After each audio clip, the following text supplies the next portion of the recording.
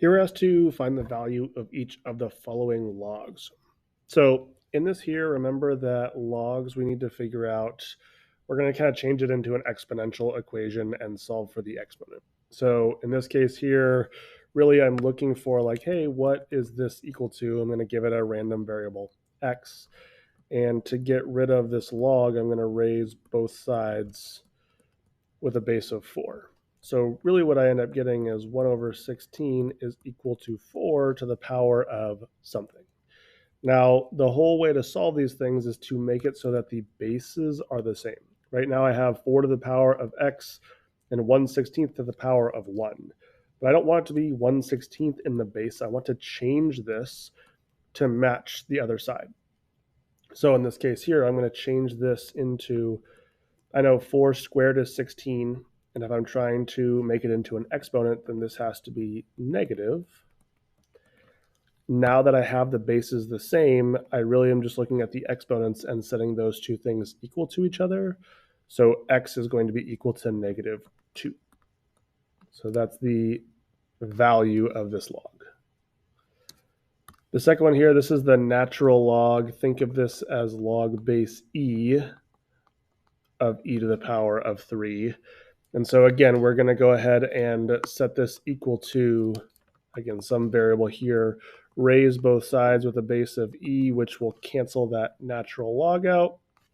I raise this side with the base of e, so I get e to the power of 3 equals e to the power of x. I set these two exponents equal to each other, and I find out that it is equal to 3.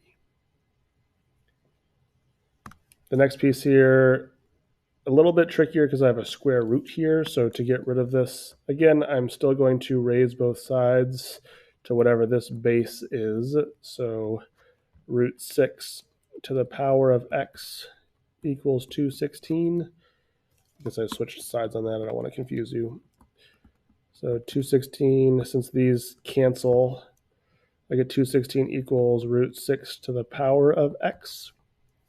Now here is where it gets a little tricky because I want the bases to be the same. I definitely don't want there to be a square root in there.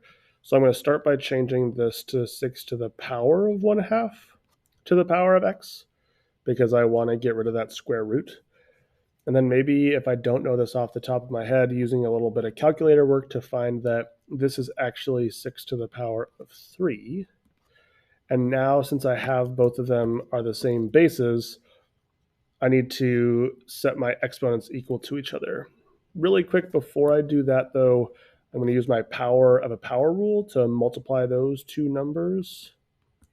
So I get 6 to the power of 3 and 6 to the power of 1/2 x. Now I'm setting the exponents equal to each other. I get 3 equals 1/2 x. I divide by 1/2 or multiply both sides by 2, and I get that the value of this log is 6. Last one here, to get rid of the log, I'm going to raise it to a power matching the base. So I get 5 to the power of 9 equals 25 to the power of x.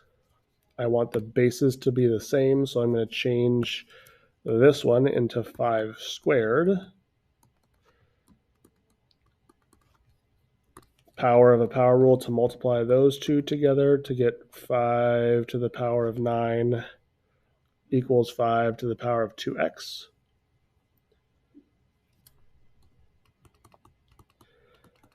And now I set the two exponents equal to each other because I now have the same base. Divide both sides by 2, and I get my value is 9/2. And that is how you find the value of a log, where we can find or match the bases. The bases need to be the same.